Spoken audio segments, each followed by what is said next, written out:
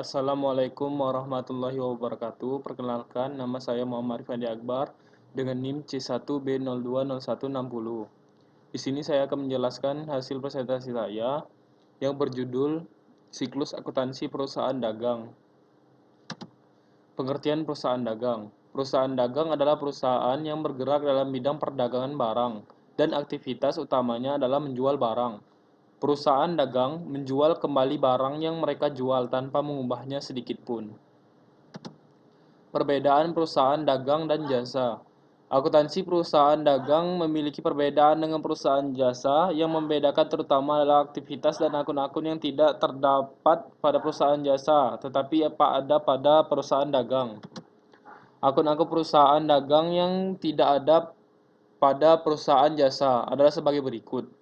Yang pertama, akun pembelian. Akun yang mencatat pembelian barang-barang yang masuk ke perusahaan sebelum dijual ke konsumen. Pembelian perusahaan selain pembelian barang tidak dimasukkan ke dalam akun ini. 2. Akun penjualan. Akun yang menyimpan segala kegiatan penjualan barang dagangan perusahaan kepada konsumen maupun perantara. Sama seperti akun pembelian, pada akun penjualan juga tidak dimasukkan penjualan perusahaan di luar penjualan barang dagangan. Ketiga, akun persediaan. Bagian dari akuntansi perusahaan dagang yang menyimpan data mengenai jumlah persediaan barang selama periode tertentu. Keempat, harga pokok penjualan atau HPP.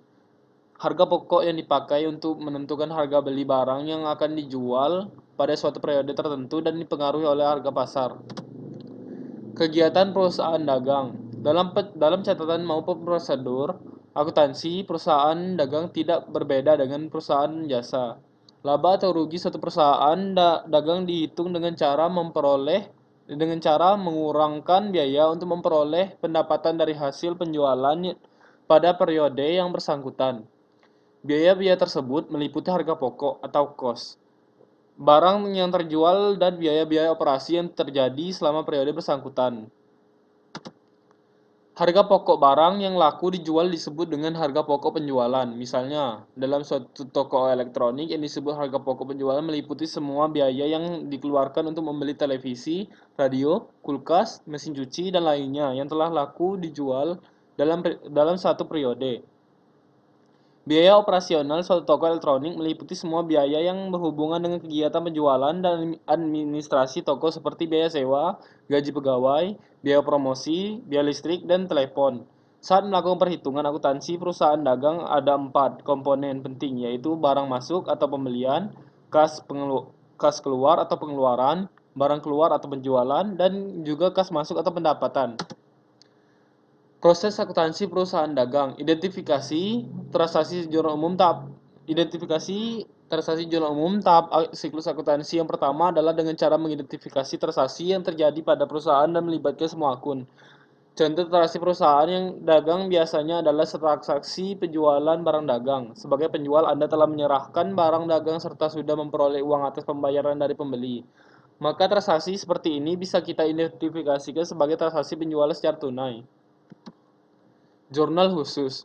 Bagi perusahaan yang mempunyai transaksi sedikit, mungkin bisa saja hanya menggunakan jurnal umum yang mencatat transaksinya. Namun, bagaimana jika transaksinya sangat banyak? Pasti akan sulit untuk mengelompokkannya, sehingga membutuhkan jurnal khusus sebagai buku jurnal yang menjadi wadah untuk transaksi tertentu. Penggunaan jurnal khusus dapat mengefisiensi waktu, tenaga, dan biaya.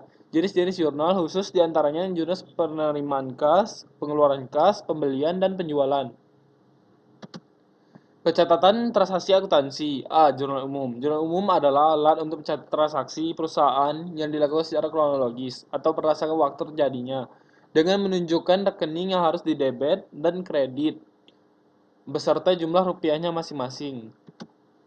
B. Jurnal khusus. Jurnal khusus adalah jurnal yang digunakan untuk mencatat transaksi-transaksi keuangan yang sejenis, yang seringkali terjadi sesuai dengan urutan waktu terjadinya. Kesimpulan, perusahaan dagang merupakan perusahaan yang kegiatan usaha perusahaannya membeli barang dengan tujuan menjualnya kembali tanpa memprosesnya lebih dahulu. Oleh karena itu, di dalam menjalankan sebuah perusahaan, haruslah memperhatikan berbagai karakteristik yang ada, serta cara yang tepat dalam melakukan pencatatan transaksi yang ada guna tercapainya nilai informasi yang dibutuhkan oleh perusahaan. Baiklah, terima kasih. Inilah hasil presentasi saya. Wassalamualaikum warahmatullahi wabarakatuh.